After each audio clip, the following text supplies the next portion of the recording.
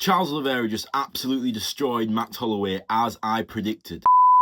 Gosh, I've got to stop doing this. I picked JDM, I picked DDP, and then I picked Max Holloway. It can't keep happening like this. It was pure domination from start to finish. Takedown, hold down, round over. Takedown, hold down, round over. 5 of the exact same rounds, carbon copied back to back to back to back to back. As a Max fan, I am absolutely devastated. I feel like it's a bit of a fraud check at the latest stage of his career.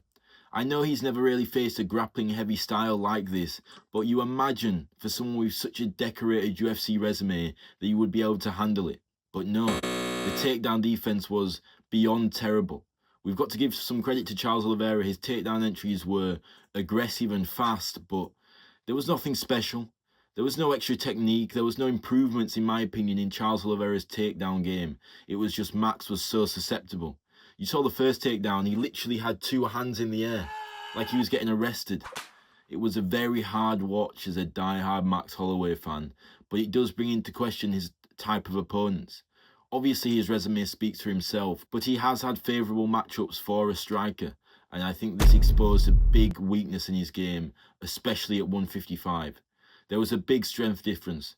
You saw the strength difference between Charles Oliveira and Ilia Topuria, but Ilia had the power to counterbalance it and the takedown defense to stuff some. Max had absolutely no idea. Even the takedown that he did stuff and reverse eventually got reversed on him again. Max will be back. He's still an all-time legend, and the striking exchanges in this match, even though they were few and far between, were legendary. We have to have a discussion about what the BMF means from now, whether it can just be a regular title used to replace an actual title fight at the top of the card, or it has to mean BMF fights. It has to mean last second KOs, pointing to the ground, all out war for 5 rounds. Because not Charles's fault, this fight absolutely was not that. I felt like in the first 2 rounds, Charles was doing the BMF thing. Went right at him, took him down, looked for the finish. But after that, it kind of stalled a little bit. There wasn't as much advancement of position in the later rounds, and I was disappointed that Max wasn't able to pose any threat. It seems like these guys at the top level, when they get exposed in the grappling department, they train hard and hard on submission defense, but their takedown defense isn't there to match it. And so we end up spending 5 rounds with a guy who simply can't get up, but refuses to get submitted. In more of a technical breakdown, there wasn't much to it. There was a couple striking exchanges. Max was landing tippy-tappy shots at best, really. He was landing good shots on the feet. Charles landed big a couple of times, but the rounds were the same over and over again. Round 1, he gets a takedown within 1 minute. Rest of the round on the back. Round 2, the same thing. Round 3, the same thing. Lands a big knee in round 3. Round 4, the same thing. Round 5 was a little bit more close than the other rounds, but still more of the same. We got 4 seconds of a point down. You know, Max still tried to do his thing, even though he was clearly down 4-0. But I kind of respect it.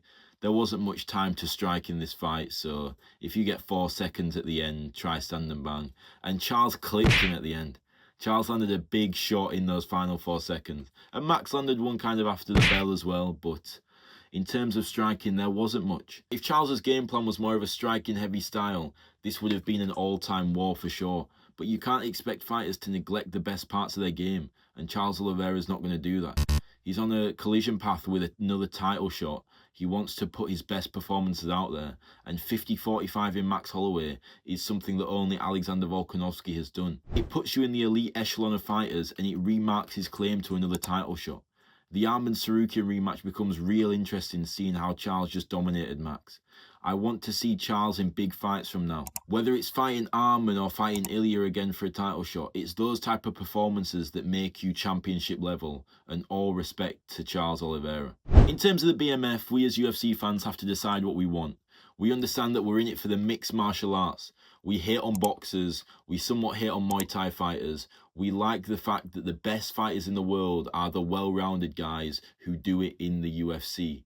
But we have also come to agree that the BMF title fights are about action, about chaos. That's what we love about them. That's what gave it validity. When Max knocked out Gaethje in the last second, the absolute chaos of it really jumped the BMF into what it is now. But it can't be 2 grapplers going at it. I'm sorry, it's just not what the BMF is for. I feel like Charles versus Arman 2 is a very likely next fight. And I don't think that's the type of fight people want to see for the BMF. Maybe they scrap it, maybe they move it divisions, I'm not sure. But for the matchups that Charles Oliveira is about to go through, I don't think they truly represent the BMF. And if he is going to fight for the title, they've shown that they won't put the BMF title on the line with it. So the only other option is Arman Tsarukyan. And even though it's one of the more technical grappling exchanges that is exciting to watch, Arman versus Charles 1 was nowhere near a BMF title fight.